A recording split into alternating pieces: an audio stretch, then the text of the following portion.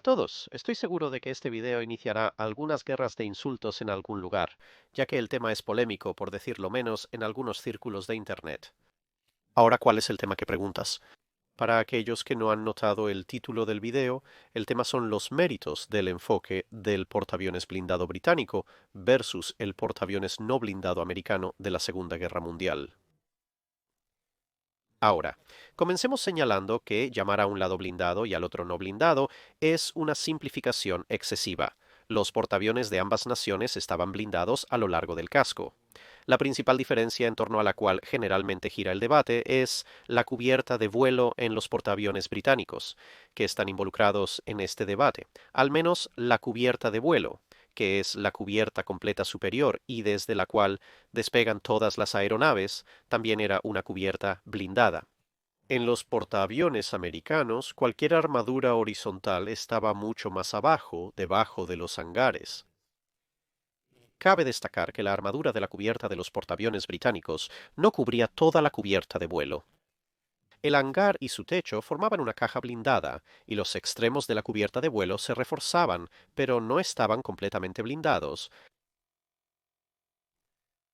Y también señalemos que hay puntos de vista extremos en ambos lados. Vas a tener algunos que van a decir, oh sí, la Marina Real era estúpida, sus portaaviones no valían nada, se destruyeron a sí mismos, y cualquier portaaviones americano los pasaría por encima, y hundiría el gran ataúd de metal con un solo golpe. Esas personas son idiotas. Por otro lado, tienes algunas personas que dirán, oh bueno, los portaaviones británicos se encogerían de hombros ante cualquier cosa que los americanos pudieran lanzarles. Aunque el 98% del grupo aéreo británico sea aniquilado, una sola bomba filtrándose destruirá completamente el frágil juguete de baño americano. Esas personas también son idiotas. Lo que vamos a examinar son los barcos en cuestión, las decisiones de diseño que influyen en su construcción, los pros y los contras en las áreas más importantes, y luego evaluar los resultados. Claro que tengo mi opinión, pero el objetivo de este video es presentar los hechos y permitir que la gente tome sus propias decisiones. Porque francamente, ni siquiera los principales historiadores navales están todos de acuerdo en la eficacia o no de los enfoques de las dos naciones. Lees a Brown, Friedman, Dulling y Garsky, o cualquier otro número de historiadores navales bien respetados, y cada uno de ellos tiene su propia interpretación al respecto. Así que para mí intentar decir no, esta es la única y final y única verdadera interpretación al respecto sería una arrogancia a escala colosal. Ahora, para los propósitos de esta discusión, vamos a examinar 5 clases de barcos. En el lado de la Marina Real, vamos a examinar el Su Majestad Ark Royal, las clases Illustrious e Implacable. Y en el lado americano, vamos a examinar las clases Yorktown y Essex, ya que estos 5 grupos de barcos son aproximadamente contemporáneos y cubren el período en cuestión. Se descuenta el United States Ship Wasp original porque se construyó deliberadamente ligero para usar el tonelaje del tratado y por lo tanto no sería un ejemplo justo para usar. Los barcos fueron diseñados y construidos en el siguiente orden: el Ark Royal, seguido por los Yorktowns, luego los Illustriouses, después los Implacables y finalmente los Essexes. El Su Majestad Indomitable, el último de la clase Illustrious, fue algo así como una casa a medio camino entre esa clase y los Implacables. Ahora, lo primero que hay que notar sobre las dos marinas es que sus portaaviones fueron diseñados principalmente para operar en entornos específicos, aunque obviamente ambas marinas tenían compromisos globales. Y esto es bastante revelador desde el principio, especialmente en el caso de la Marina Real. Los portaaviones americanos fueron diseñados para operar principalmente contra Japón en el Pacífico.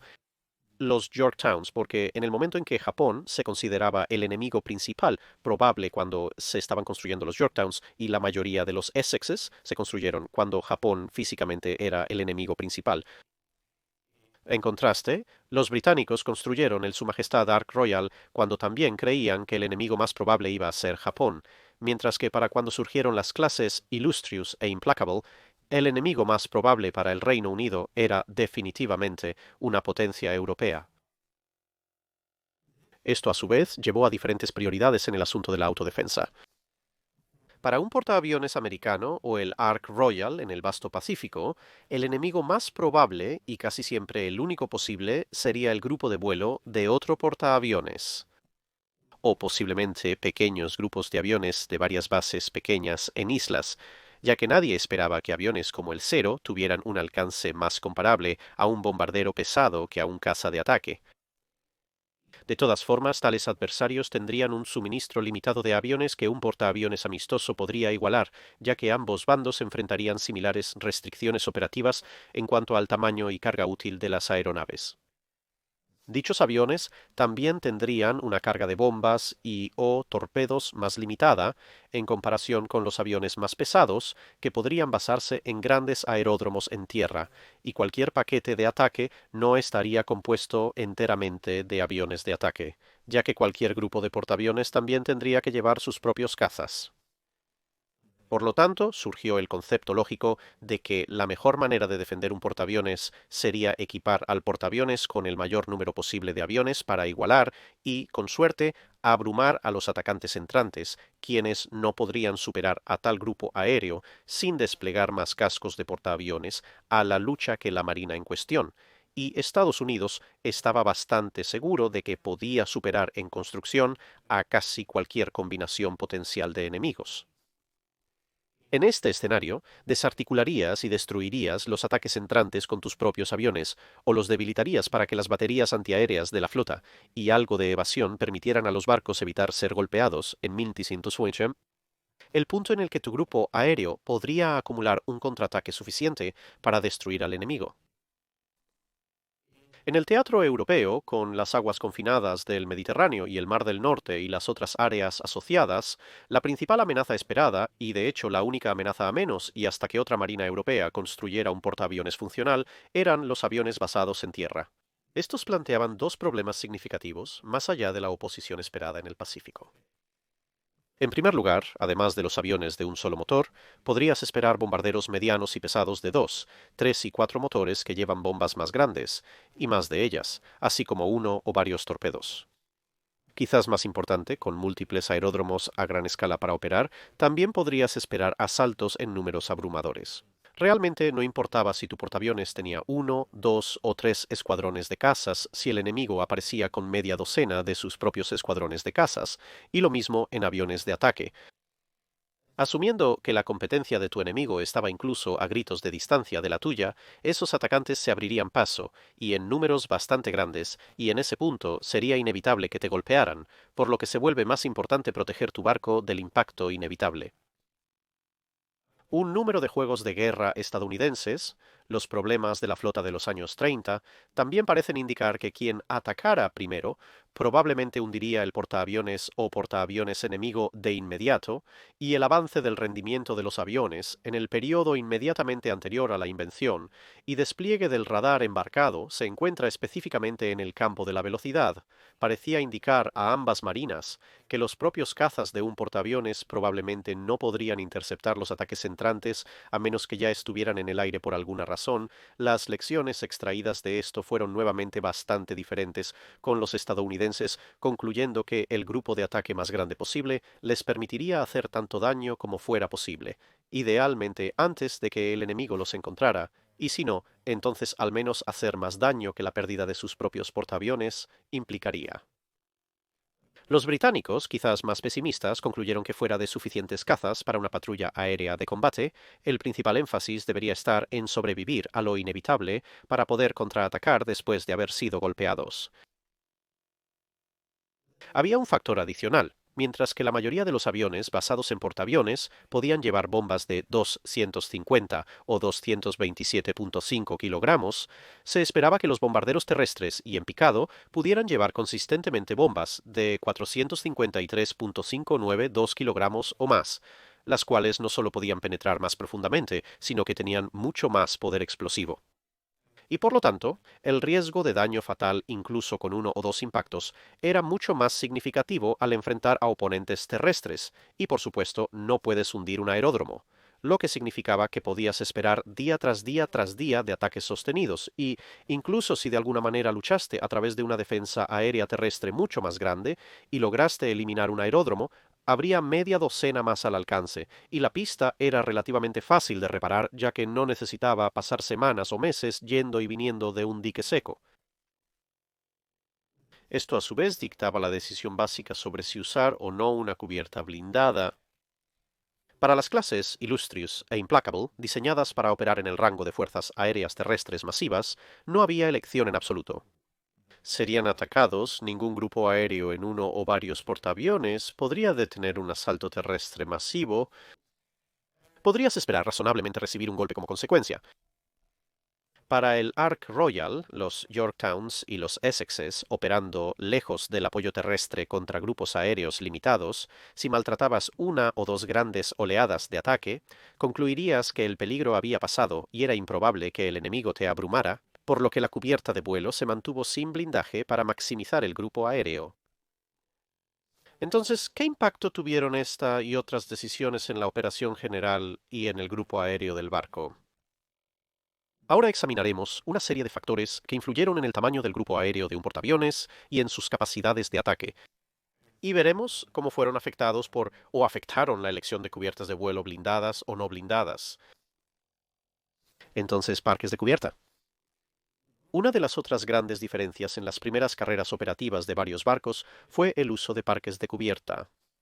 Aquí es donde algunos de tus aviones se almacenan en la cubierta de vuelo en vez del hangar.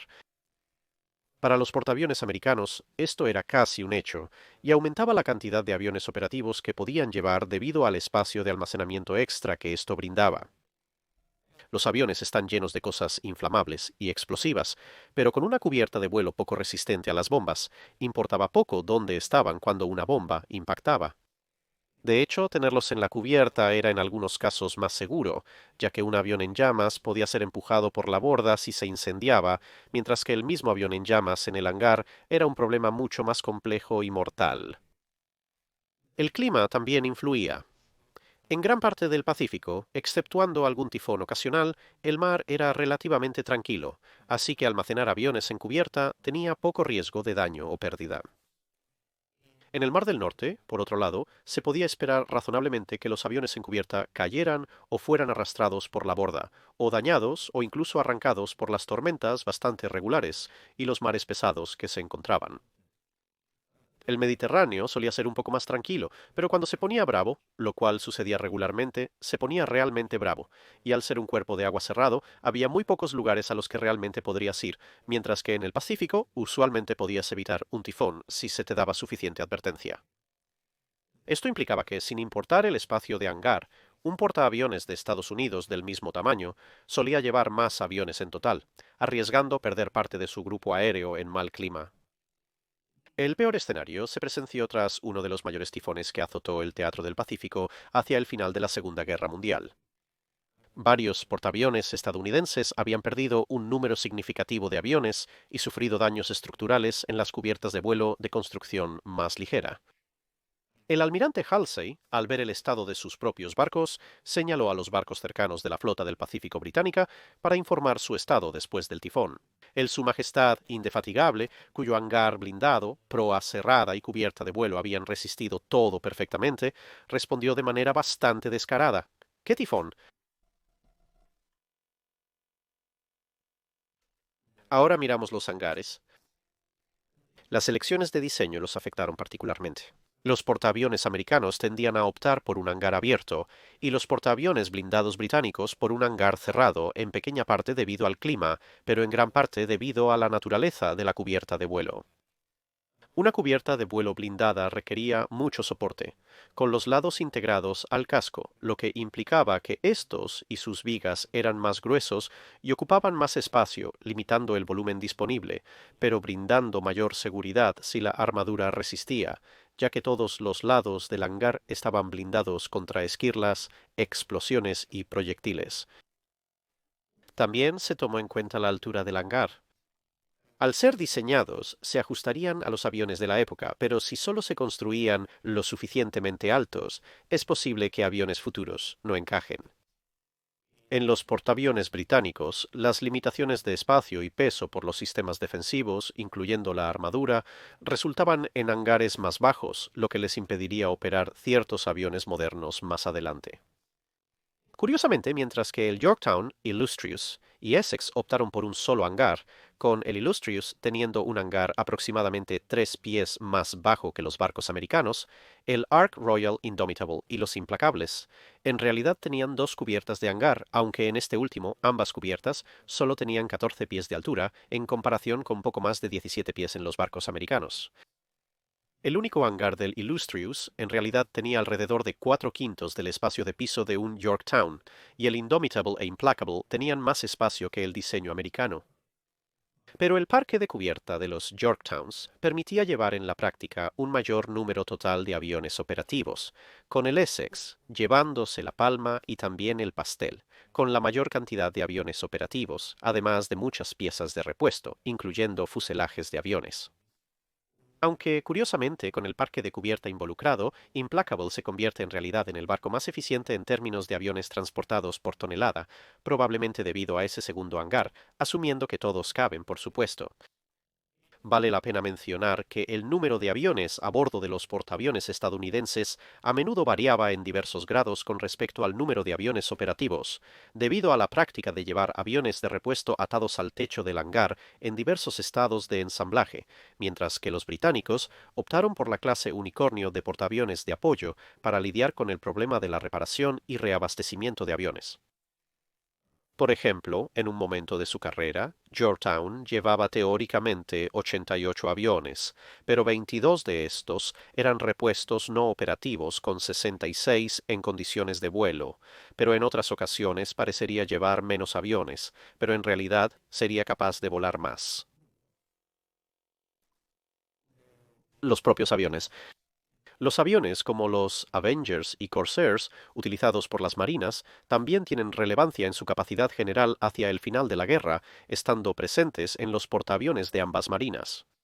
Pero la Marina de los Estados Unidos tenía diseños de alas plegables mucho mejores para sus aviones de portaaviones, lo cual fue especialmente revelador al inicio de la guerra cuando ambas marinas operaban aviones muy distintos. Los británicos tenían aviones con alas dobladas hacia atrás, mientras que los estadounidenses las doblaban hacia arriba aprovechando sus hangares más altos. Además, los aviones de portaaviones estadounidenses solían ser un poco más pequeños que los británicos, lo que permitió acomodar más aeronaves en un espacio limitado. El Wildcat y el Dauntless, por ejemplo, eran ambos más pequeños que el Fulmar y el Skua, que eran sus contemporáneos de la Royal Navy. Los bombarderos de torpedos estadounidenses, el Devastator y el Avenger, eran un poco más grandes que sus equivalentes, el Swordfish y el Barracuda. De manera útil para la Marina de los Estados Unidos, los barcos transportaban menos bombarderos de torpedos en comparación con los bombarderos en picado y los cazas. En resumen, los aviones operados por los estadounidenses les permitían aprovechar mejor el espacio disponible en comparación con los británicos, hasta que comenzaron a utilizar máquinas similares. Ahora, en cuanto al armamento antiaéreo, una parte del espacio y peso de cualquier portaaviones de la época está dedicada a su batería antiaérea. Ahora, con el armamento antiaéreo del barco, podemos ver las prioridades de las dos marinas. Evidentemente, todos los portaaviones recibirían mejoras y armas adicionales más adelante, pero esto excede para lo que fueron originalmente diseñados. Lo interesante es que muestra que en realidad fue la Marina Real y no la Marina de los Estados Unidos la que puso mucho más énfasis en que el barco pudiera defenderse por sí mismo cuando se mira el conjunto total de armamento antiaéreo, tanto contando como descontando el armamento antiaéreo ligero de hasta 20 milímetros, que gradualmente se volvió obsoleto durante la guerra. Tanto en términos del número total de cañones como en potencia de fuego por tonelada, la Marina Real está significativamente adelante, incluso comparando dos clases construidas con cierta experiencia de guerra, siendo estas las Implacables y las Essex. Ahora puedes discutir la efectividad particular de cualquier cañón antiaéreo durante horas. Las ametralladoras y los cañones de 1 pulgada y 1/10 en los portaaviones anteriores se encontraron bastante insuficientes, reemplazados con una variedad de 40 milímetros ya sean bofas o pom-poms y 20 milímetros Oerlikons en barcos posteriores. Pero está claro que desde un punto de vista de diseño, la Marina Real claramente esperaba que sus barcos tuvieran que defenderse, así como protegerse por separado de sus grupos aéreos, mucho más de lo que esperaba la Marina de los Estados Unidos. Este compromiso adicional con la defensa antiaérea, con todo el peso asociado, municiones, cuartos extra para la tripulación y otros suministros, reduciría la capacidad del portaaviones para operar y transportar aviones. Ahora veamos el tamaño de la embarcación. Una cosa que no siempre se aprecia es el tamaño de los diversos portaaviones. La gente suele asumir que todos son de tamaño similar, pero esto no es cierto. Los portaaviones estadounidenses tendían a tener menos calado y ser un poco más estrechos en la línea de flotación, pero también eran considerablemente más largos. El desplazamiento también varía, siendo el desplazamiento estándar de Yorktown el más pequeño por un margen bastante amplio y el Essex el más pesado por un margen aún mayor. La mayor densidad volumétrica debido a la armadura y las pesadas baterías antiaéreas en los portaaviones británicos se puede ver en el hecho de que, aunque las tres clases británicas variaban desde poco más de 2.000 toneladas hasta casi 4.000 toneladas más pesadas, todas eran considerablemente más cortas que los Yorktowns y mucho más cortas que los mucho más pesados Essexes. La diferencia en las dimensiones físicas, especialmente en la longitud, posible gracias a su construcción más ligera, permitió a los barcos estadounidenses más espacio y por ende más aviones por tonelada en los Yorktowns. La densidad seccional de la clase Essex era mucho mayor, a la par con los barcos británicos, pero tenía una cubierta de hangar blindada casi tan gruesa como la cubierta de vuelo del portaaviones británico, lo que probablemente explica esto, así como por qué su relación de aviones por tonelada es significativamente peor que la de Yorktown. Su principal ventaja sobre todos los demás portaaviones en construcción era simplemente su gran tamaño, lo que le daba más capacidad independientemente de cualquier otro factor. Los Essex, incluso en su versión más corta, fueron diseñados con unas 4.000 toneladas más de desplazamiento que el portaaviones más grande en construcción en las dos marinas. Terminaron con un desplazamiento estándar considerablemente mayor y en parte por esto son alrededor de 100 pies más largos que los portaaviones blindados británicos y casi igual de anchos. Esto no quiere decir que los Essex no fueran un buen diseño, definitivamente lo eran, pero al mismo tiempo esperarías que un barco de varias 1.000 toneladas más pesado y 100 pies más largo fuera un mejor portaaviones, incluso si solo fuera un diseño promedio. Por ende, su superioridad sobre todo lo demás no es sorprendente. Ahora veamos la durabilidad de los barcos. Aquí es donde giran la mayoría de los argumentos sobre las dos filosofías de diseño. En realidad, hay tres formas de durabilidad a considerar que a menudo se pasan por alto. Una es la durabilidad táctica. Esto básicamente es si golpeas el barco. Puedes salir adelante con su sistema de protección evitando o minimizando el daño hasta el punto de que el barco pueda continuar las operaciones tácticas inmediatas o pueda ser devuelto a un estado operativo en buen tiempo. Si el barco falla esta prueba, entonces tienes que pasar al 2, durabilidad sobrevivible. Esto es, si un barco recibe un golpe y queda fuera de acción debido a un daño severo, ¿puede el barco sobrevivir lo suficiente para llegar al puerto de origen y ser reintegrado en acción a través de un dique seco? Esto también abarca, en el extremo inferior, el daño que inhabilita al barco para la mayoría o todas las operaciones tácticas actuales, incluso si se recupera cierta capacidad operativa posteriormente. En el caso más extremo, el barco sería un naufragio flotante, pero lo crucial es que aún flota. Después de todo, un barco dañado puede ser reparado. Un barco que se hunde o es irrecuperable se considera una pérdida total. Y finalmente tienes 3, durabilidad estratégica. Esto asume que el barco está tan mal dañado que requiere tiempo de astillero. Este aspecto cubre cuánto tiempo necesita en el muelle, comparable al ataque dirigido a él, y también cómo el ataque afecta fundamentalmente al barco en cuestión en operaciones posteriores, por ejemplo, si el barco es torpedeado, pero después de las reparaciones funciona como nuevo, entonces es bueno en esta categoría. Por el contrario, si un barco es torpedeado en el mismo lugar por el mismo arma y ahora siempre estaría limitado en velocidad máxima debido a la deformación del impacto en los marcos del casco, entonces el barco es bastante malo en esta categoría. La durabilidad debe considerarse en función de cada barco. El número total de barcos presentes o alineados para reemplazarlo es algo irrelevante.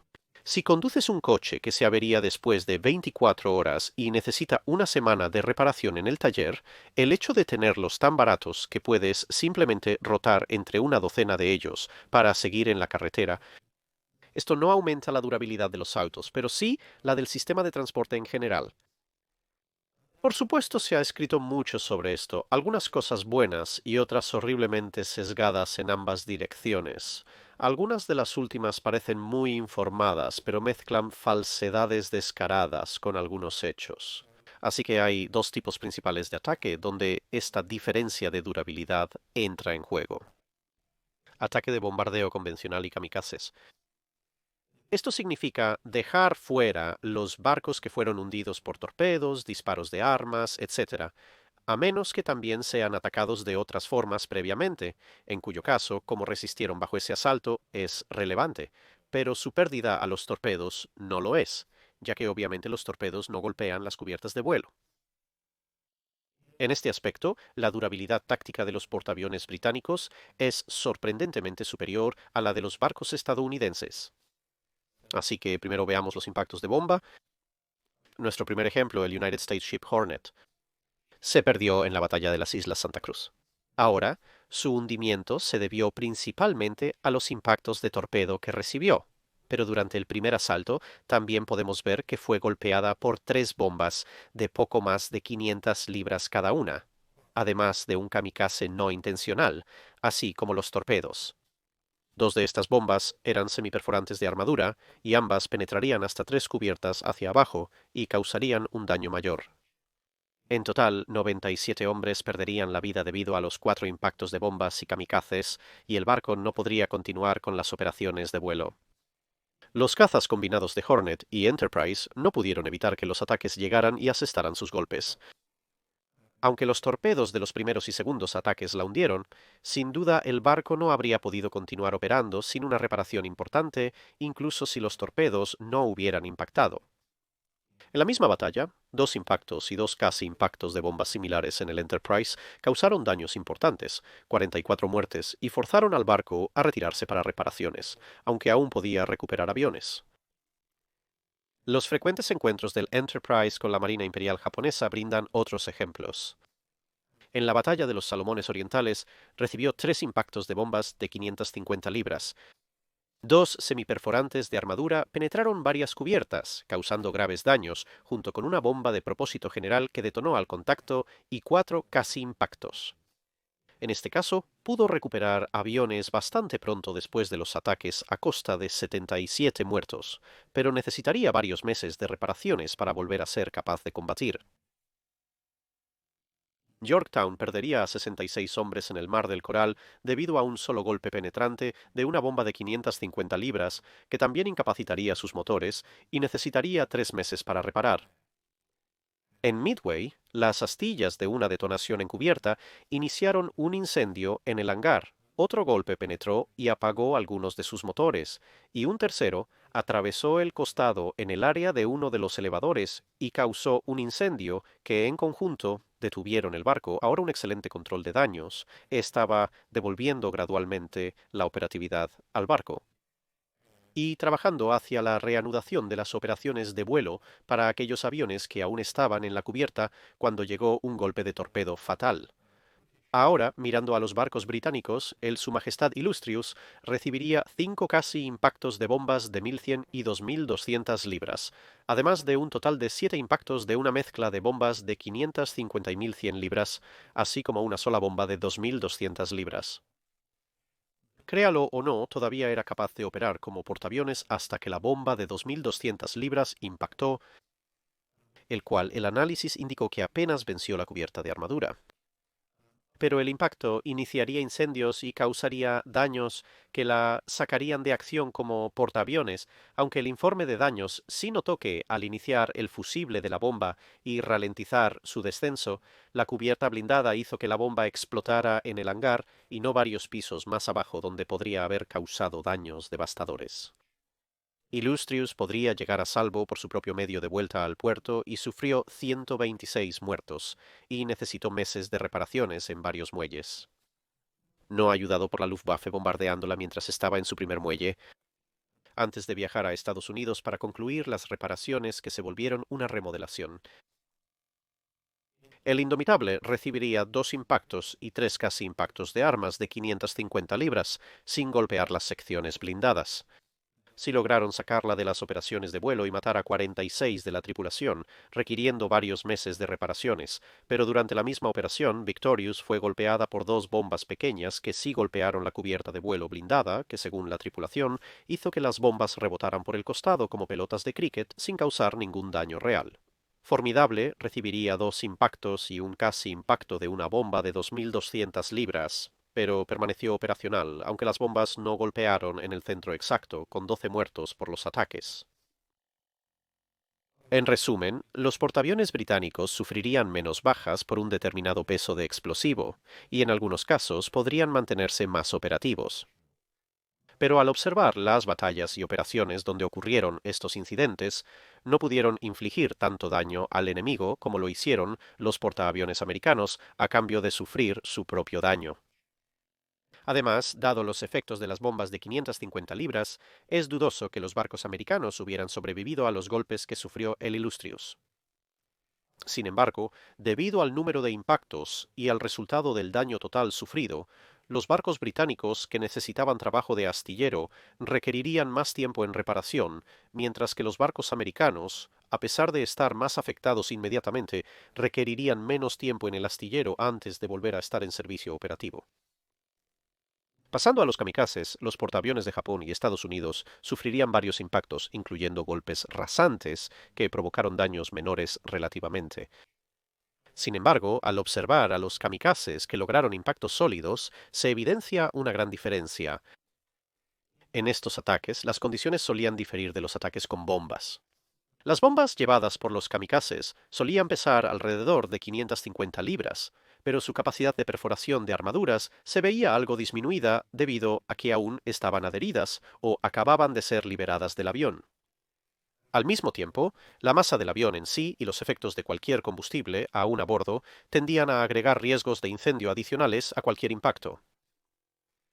Todos los portaaviones blindados británicos, excepto el Implacable, que parecía tener una vida encantada, serían golpeados por al menos un ataque kamikaze, y algunos más de uno. Sin embargo, con la excepción de un ataque a Formidable, donde un fragmento de placa de armadura desplazado por el impacto de la bomba dañó algunos de los motores y redujo temporalmente la velocidad, la suma de todos estos ataques kamikaze resultó en daños mínimos y bajas mínimas, con los barcos universalmente de vuelta en operaciones de vuelo completas en cuestión de horas y a veces menos, con cualquier daño reparado más tarde en el muelle, una vez que se había completado la operación táctica en la que los barcos estaban participando. Por el contrario de los barcos de las clases en consideración, Enterprise, Essex, Intrepid, Randolph, Ticonderoga, Bunker Hill y Franklin recibieron golpes kamikaze que causaron daños importantes y obligaron a los barcos a retirarse para reparaciones con bajas significativas, con Ticonderoga, Bunker Hill y Franklin siendo preservados únicamente por los excelentes esfuerzos de control de daños de sus tripulaciones. En todos estos casos, la diferencia principal pareció ser la cubierta de vuelo. Las cubiertas blindadas británicas detuvieron los ataques prácticamente en seco con poco daño debajo del nivel de la cubierta de vuelo. En un par de casos, los ataques se catalogaron como desviados, porque los kamikazes caían sólidamente sobre la cubierta del barco, pero simplemente rebotaban o se deslizaban por el costado, mientras que los ataques a los portaaviones estadounidenses penetrarían la cubierta o harían un gran agujero en ella, con el efecto de que se propagaría un daño significativo y fuego al hangar, que por supuesto estaba lleno de material más inflamable y explosivo, lo que llevó a una conflagración mucho mayor y más daño resultante. Hancock parecía tener tanto una terrible como una brillante suerte al mismo tiempo, siendo golpeado varias veces por fragmentos de kamikazes que su artillería antiaérea apenas había logrado derribar, lo que resultó en que el barco nunca estuvo fuera de acción por más de unas pocas horas. En general, los portaaviones británicos mostraron una mayor supervivencia táctica, especialmente contra los kamikazes. Los portaaviones de ambas naciones parecen haber tenido una buena durabilidad de supervivencia, aunque la ventaja aquí todavía creo que iría a los portaaviones británicos, ya que tendían a ser detenidos en el agua con mucha menos frecuencia, y algunas pérdidas por ataques de torpedos en la Marina de los Estados Unidos podrían atribuirse a que los barcos se retrasaron por tales fallos de motor y apagones. Los excelentes esfuerzos americanos de control de daños mantuvieron a flote varios barcos que la mayoría habría considerado perdidos. En cuanto a durabilidad estratégica, los barcos americanos se repararon más rápido, aunque se podría decir que se debía a que si dañabas gravemente un portaaviones británico a través de su armadura como para necesitar un muelle, probablemente habrías hecho mucho más daño. Sin embargo, ninguna nación perdió un portaaviones de flota de los tipos considerados solo por ataques de bombas o kamikazes, ya que todas las pérdidas de casco provinieron eventualmente de ataques de torpedos.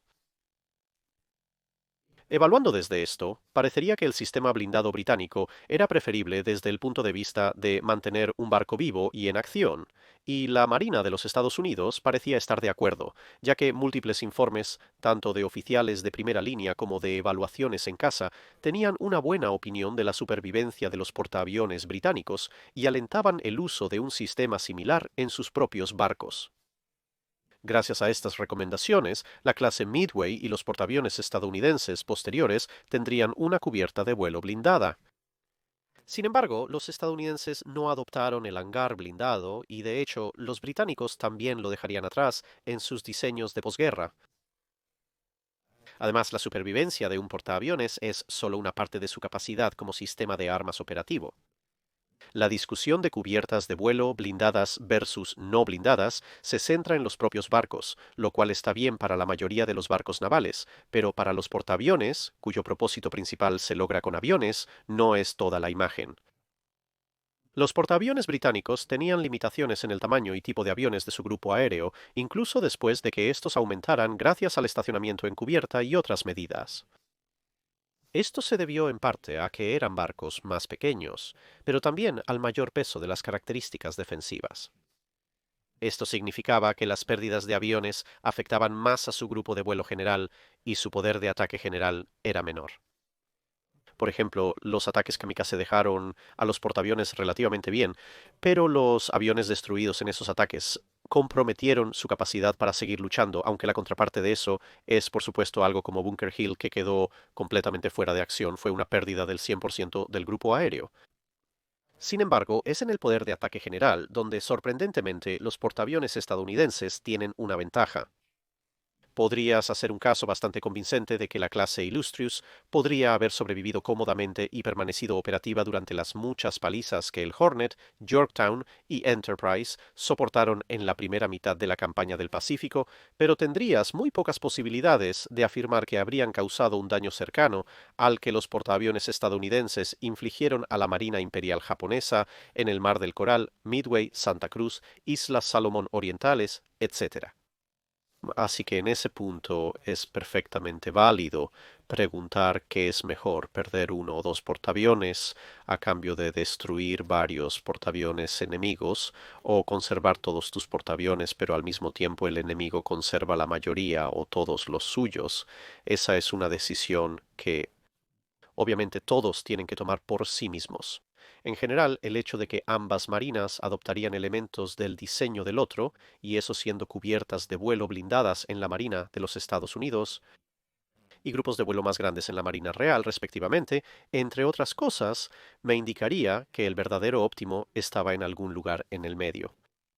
Sin embargo, basándome en la información proporcionada en este video, dejo a los espectadores hacer su propia evaluación final sobre cuál era el mejor sistema de armas o si simplemente eran dos caras de la misma moneda trabajando hacia un diseño de propósito común eventual. Gracias por ver. Eso es todo. Si tienes algún comentario o sugerencia para revisar un barco, haznoslo saber en los comentarios. Recuerda comentar en el post fijado para preguntas de Dique Seco.